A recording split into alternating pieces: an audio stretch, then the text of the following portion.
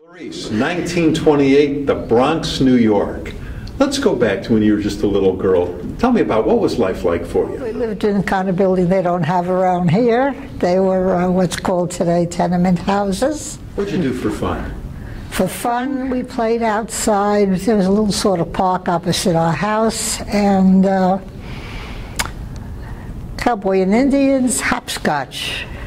We called it potsy. I later found out that's what hopscotch was. And jumped rope. I never could do double dutch. Everybody else did it, and that's what we did.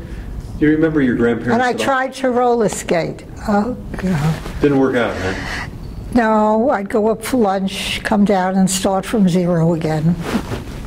Did you ever learn how to roller skate eventually? Yes, but if I went back upstairs, it disappeared. You remember your grandparents at all? Oh, yeah. Tell me about them. They both came over, on both sides of the family. They came over. From where? From, well, I always said to my father, what country were you born in? And he said, what year? Because every year it changed countries. He was in the Austro-Hungary army, Hungarian army. Tell us about your dad in the army. Oh, Austro-Hungarian army. They would fight for the last cup of coffee because it had the coffee grounds. Filled up your stomach. And he told us once the story of how he got to the ship to come over here. And it didn't sound like my father at all. It sounded like some high-class smuggler. But he got on the ship because one night he happened to have something to eat in the right place and heard some men in the corner say they were going to really kill all the Jews there. And so he didn't go on that ship. That's how he got here. So were his parents already here? Or? His parents came afterwards. I don't recall either one of them ever working. I know he supported them. The other children all gave some amount, but I think he was the main support. Now, when your dad got here, what did he do? He was a young man. My father? Yeah. He came over, he started off working for an uncle who was a baker. I don't remember what the uncle's original name was, but he came over and heard about Horowitz, Margaret and Company, and he said, oh, and he changed his name to Horowitz to cash in on that. But anyway, my father worked for him for a while, then he worked as a furrier for a while. Oh, and somewhere along the line they had a candy store, Depression times, I guess, and he became a furrier. It was a very active union, communist, and then he got together some money and he went into real estate. Now the Depression, hit right when you were a little girl. Did your folks ever tell you about what it was like at the time? Oh, no, they never talked about it, and I wasn't smart enough to ask. Now, what about your grandparents on your mom's side? On my mother's side, they were more Americanized. Their English was better. My grandfather died from, I forget what kind of cancer. She lived in a two-story house. There were some, mostly in Brooklyn, but this was in the Bronx. Do you remember what your grandfather did? A cleaning service for big companies, window washing, janitorial service. He had a company. When I got older, in the summers when the secretary went away, I became the secretary. All I had to do was show up at 9 o'clock, take down any messages, go for lunch and go home. And you got paid. And I got paid, yes. Yes, and my grandmother, she was in her 60s then, but she was still perfecting her English reading, right? Which I don't know that every group does that today. Some do and some don't. That was my grandmother. Where did you go to grammar school? PS4. Then junior high was 82. PS 82, that was in a different area we had moved. That was interesting. PS4 was sort of experimental. For music, instead of a music teacher we listened to the Walter Damrosch concerts. I've met other people here from that era. who remember that too. I think math was not a big deal in that school because when I moved to the junior high in a different area, and they asked me something about, teacher puts it on the board, divide by 2 numbers. Huh? I didn't know you could do that. So I always had to have a tutor whenever there was a math test. Yeah. High school? High school, William H. Taft. I think it was the 2nd year it opened. Yes, that was I had quite a walk there. But okay, we all did it.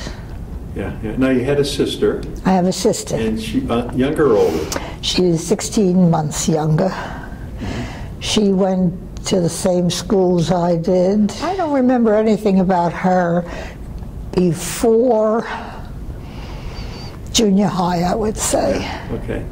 And we were both very different. Yeah. And stayed that way. And how was high school life for you? High school was fine. They gave you a choice of foreign languages in those years. You had to have, if you expected to have a chance to get into college, you needed 2 foreign languages. And this was in junior high. I decided the French accent was way beyond me. I took Latin. And then for my second language in college, or in high school, I don't even remember, I took Spanish. I liked Spanish. I seemed to have a feel for it. Now, after high school, was it college or did you go to work? College. Where did you go to school? Hunter College. Wonderful. No charge. I think I had to pass the test to get in. But I didn't have to pay for books, and I didn't have to pay for anything. It was all free. Yeah, I gather that. When I went to Columbia after that, it was the most expensive college in the country. Guess how much? How much? $20 a point. So when did you go to Columbia? Oh, it must have been about 1949, 1950. Okay. But Hunter College is where and the college was interesting. That was the first year, or the second, they were starting to require a master's degree for librarians. And I'm sitting there almost straight out of college with all these people who had been working for 20, 30 years in the field. Yeah. It's okay. So you went to Hunter College for how many years? 4 years. And then? Yes, I took the teaching test for teaching English.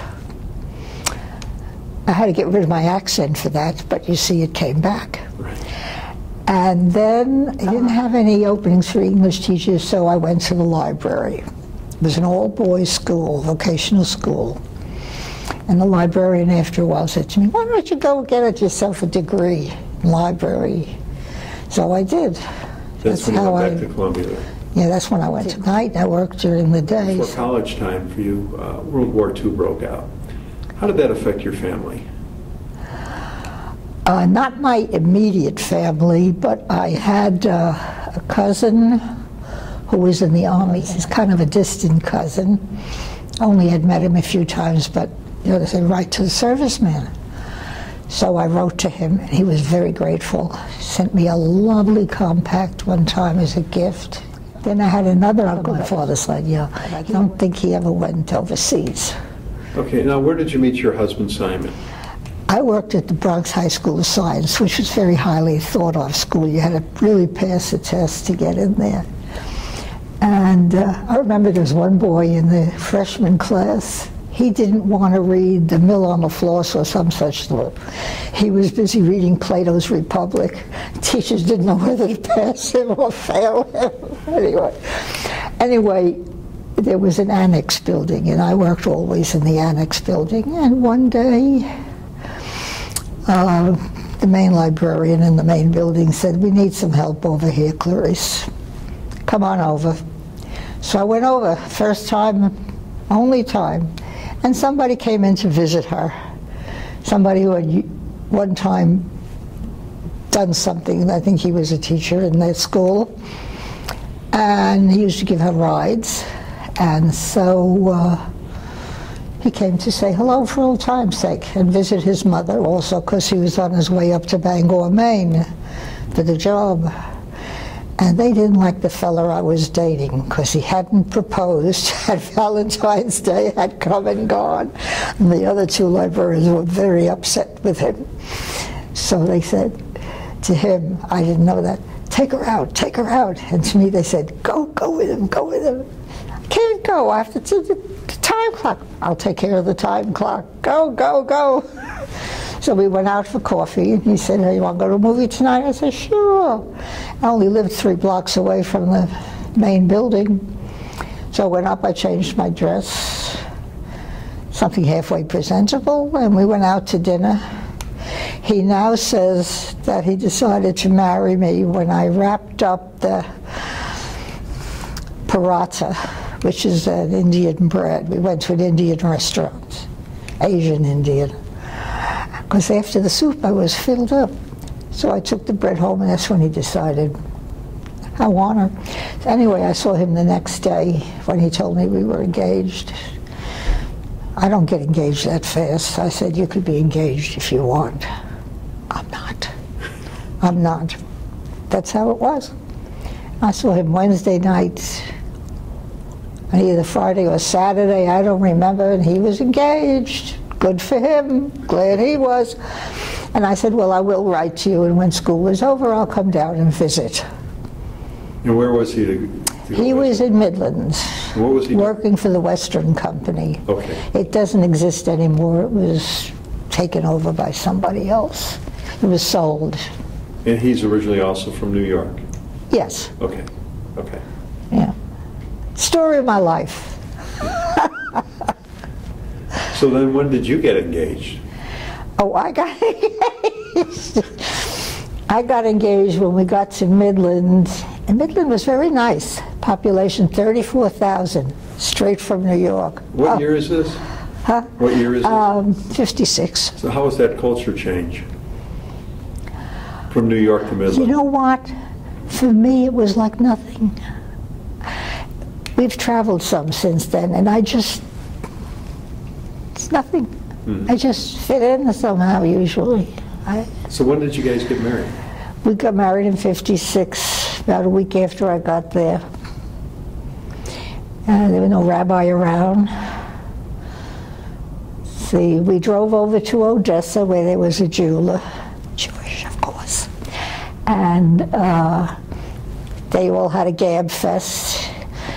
And I picked out a ring, and then we had a rush to Lovington, New Mexico, because there's a time change. We wanted to get there.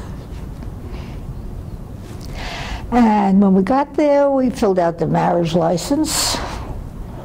So I said, where is a justice of the peace? Oh, there's a minister right down the hall. Where is there a justice of the peace? Oh, there's a minister right down the hall. Where is the justice of the peace? Oh, in back of the police station. So that's where I got married, in back of the police station with a woman policeman for a witness. And he got all through. He said, now I hope you both live a good Christian life. Oh. The icing on the cake. So what did your families think? They were both back in New York? Well, I'll tell you, before I left New York, there was a good chance I would marry him, I figured. So my mother said, I happen to own a white dress. Everybody owns a white dress, no big deal. She says, don't get married there. Come home, I'll make some kind of party. Come home. But if you get married there, wear the white dress. Remember, wear the white dress if you go married there, but come home. So that was it. Did you wear the white dress? Actually, no, I didn't. Did your mom find out? I don't think she asked. I don't remember. I remember my son asking one time in June, you look at all the brides in the windows, the stores. And my son said, Mom, what kind of dress did you wear when you got married? I said, ask your father. Now, what was the decision to come to Dallas? The decision to come to Dallas was made by the Western Company. We were going to be here for 6 months. and then moved to Fort Worth. So after the 6 months were up, he went to TI instead. I don't know what happened after that to the company. It kind of went. Are you involved with the Jewish community at all? Oh yeah, that was interesting. When I moved here for the supposed 6 months, there used to be a welcome wagon group, and they left something at my door, including 2 tickets to one of the churches for cab fare. I thought that was nice, but I really wasn't interested. But it was nice. And so then I said to myself, nobody is going to come knocking on my door saying, hi there, I have to go out. So I joined a couple of organizations. Yeah, which one? I joined I forget what they call it now. Hadassah? Hadassah also. There was another one. They ran a secondhand clothing store because I volunteered there for a while. And then I went looking for a shul, a synagogue. That was interesting. And I ended up at Tiferet Israel. They were the friendliest people in the world. Happiest time in your life? Like when we go traveling, we used to go every summer to Europe. Australia was lovely. Japan, I like traveling. Do you remember your first television set? Oh yeah, I was in high school. It was my high school graduation present. It was a great big mahogany Magnavox. That was it at that time. What was it like seeing television for the first time? I'd heard a lot about it. He didn't run out and buy it the first time he heard about it. It was interesting. There were several programs that were very good. Sid Caesar was on Saturday night. I kept hoping I wouldn't have a date because I'd rather hear Sid Caesar. Yeah, he was one of my favorites, and there were a few others I really liked. Yeah. Sunday they had very good programs on the, what's today, I guess, PBS. Yeah. Now, in your lifetime, there's been so many momentous occasions, some good, some not so good. Of course, you lived through World War II. Yeah. President assassination. I was here then, yeah. Do you remember that day? That was a shocker. I had just had David, and I was in bed home. I had just come home, and my neighbor came over, and she said, she was, a little upset. She said, you'll never guess what happened. She said, I can't believe it. I said, what happened? So it was like unbelievable. A lot of people felt that way about it. Yeah, 50 years ago, this November. Yeah, but I remember where I was exactly when she came in to tell me. I was just laying there recuperating. Yeah. I didn't have a TV or a radio on. Now, you and Simon have 2 children. Yes. Are they in the Dallas area? Yes, they both are. From Dallas, we went to Florida for about 2.5 years. And then the director or the CEO, whatever he was, of Sprague called him up and said, we would like you to come up here, Worcester, Massachusetts. And I'm in Florida. I said, go, be nice to him. He's head of a big company at that time. Do not take the job. So then we moved to Massachusetts, Worcester, Massachusetts. And then what brought you back to Dallas? What brought me back to Dallas was retirement. Up where I was living in Worcester, a lot of snow. Yeah. They closed schools for 2 weeks one time. Now, were your kids born up there in Boston? No, my kids were born here. Yeah. We just dragged them along with us wherever we went. Well, that was a good thing, though. 1 boy and 1 girl? No, 2 boys. 2 boys? Okay. 2 boys. They're both in the Dallas area? Both in Dallas area. What advice would you want to leave to the next generation? Have a good time, kid. It helps. Laugh a lot. The old way was to wait till you're 60. That was the thought then, when I was young. Wait till you're 65 and retire and then go travel. No way.